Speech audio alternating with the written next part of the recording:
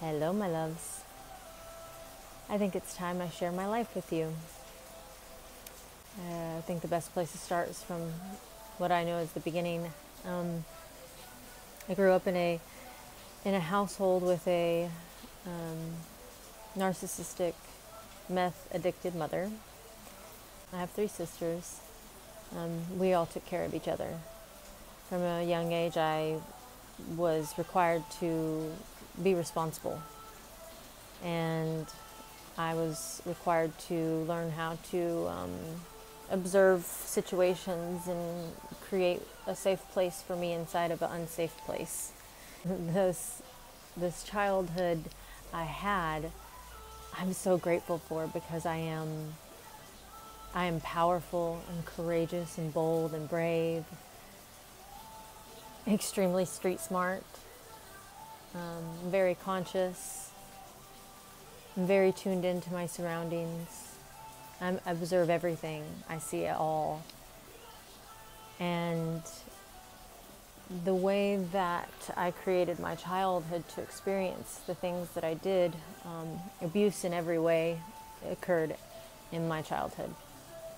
And that old story would have been a victim narrated story, and I don't have that story anymore. My story is of the courage and bravery that I have, and I can relate to so many of you because I have experienced so many things. There's probably not much you can tell me that I don't have a personal experience with, and I know now why, and that's because of this. That's because of my role in this ascension. That's because of my role in this human game, and I'm so grateful for all of those things that occurred in my life. And my sisters and I were all tough.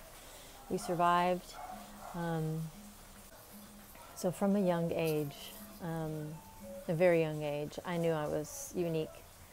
I would astral project daily. I did that up until I was probably about 12, and was talking to my friends about it, and they treated me very odd because of the information, so I suppressed it. But I always had I had a special connection with Mother Nature. I had a special connection with the unseen. I was very sensitive to beings and things. My grandmother on my mother's side would tell me, she would say to me, "You have my gifts, be careful." And she ended up successfully committing suicide, probably at around age 65, because of her suppressed gifts. And I'll never forget how she was so misunderstood by everybody in the family. So misunderstood, but we were so close. And I see now, I see myself in her. She was a cool lady.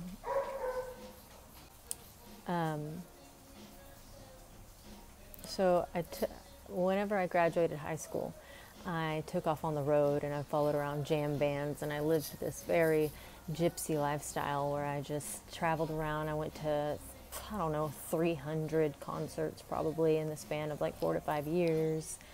I just lived free, because that's what that's what Andromedans want. They always want freedom, so they're always searching for it. But I wanted out of the matrix from a very young age, and so I went out, and then I moved to Austin, and then from Austin I moved back to Lubbock, where I was introduced to a group of people who were involved with supernatural ministry, and they saw in me my supernatural abilities. And so I began traveling to different conferences with these people to experience the supernatural, and I began laying hands on people and healing them. I began prophesying over very, very large crowds.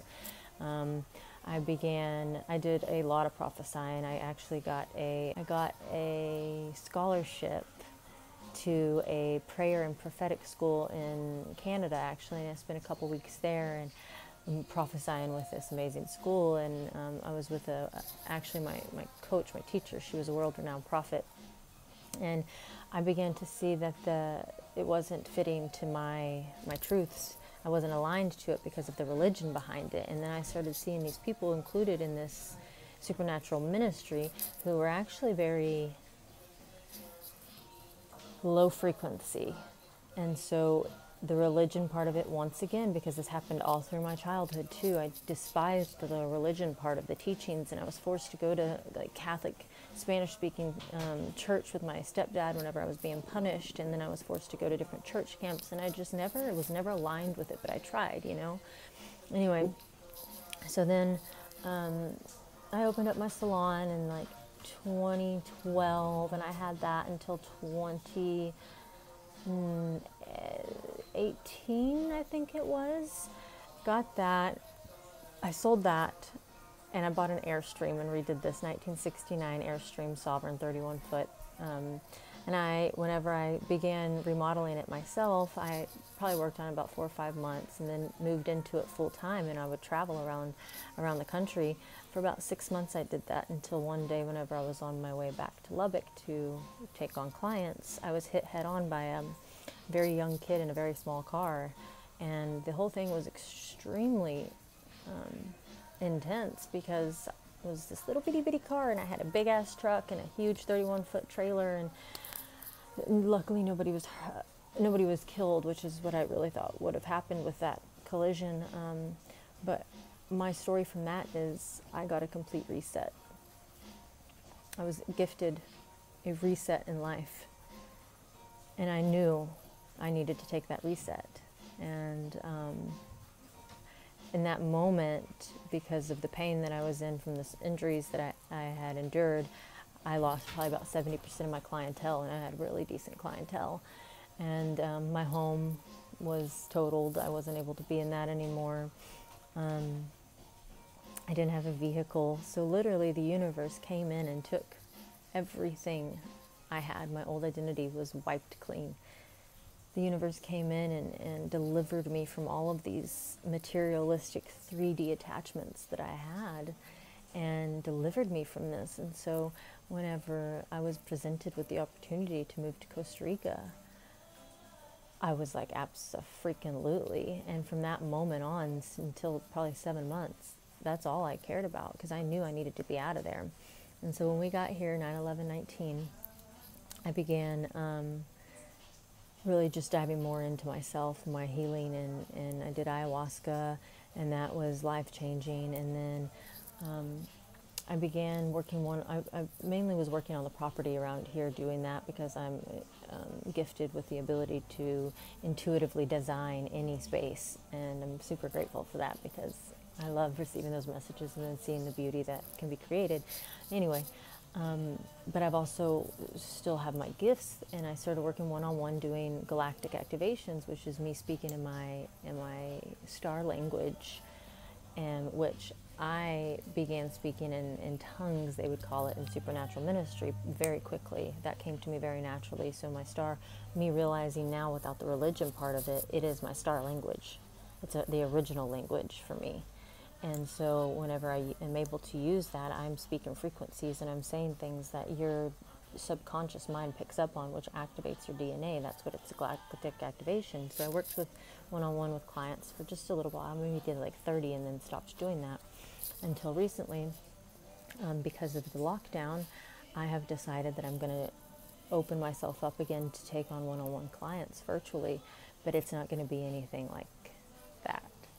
It's going to be something very, very unique to each individual being that I work with, because there's a lot we're doing in the unseen.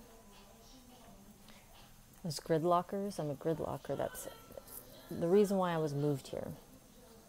And the reason why the universe said it's time to go is because in the city, it's a locked-in energy, okay?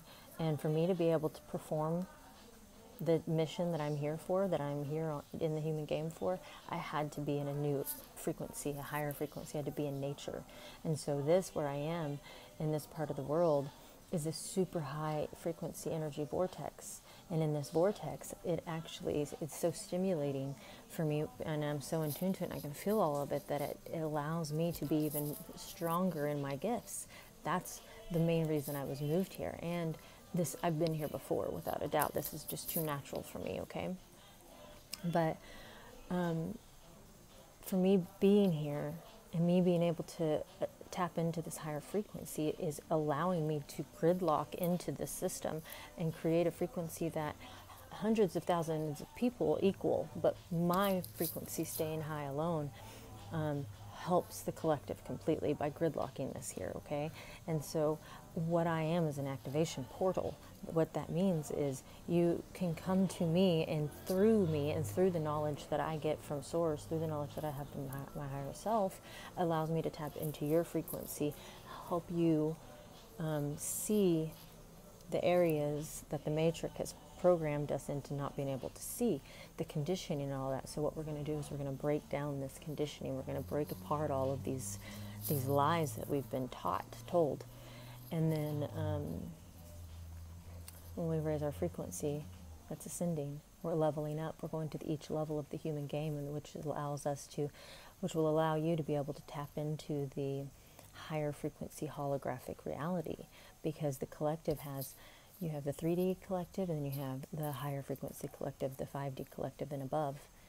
And whatever one you're working in is the one you're supporting to have more of. So if you're staying in the matrix game, you're supporting that 3D reality and you're feeding into it because you're in the program and it's swirling back around and you're feeding that collective. But whenever we start detaching from that frequency, from that program, and going over to the other source and tapping into other source, then what you're doing is creating more of that, because you're part of that collective now. You have to decide, do you want to be 5D collective or do you want to be 3D collective? That's just it. And then once you decide you want to be 5D, boom, you're going to ascend, and there's just no stopping us, okay? But we have to get over that barrier from that lower dimensional program. So that's, in a nutshell, who I am, how I became this presence that I am for all of you, this part of the character in the human game. And ask me any questions, and I hope this helps you understand what my mission is and what I'm here for and why I'm here, and how you can learn or accept and utilize this offering to help us all ascend, for yourself, your family, and the collective. I love you guys. Ciao.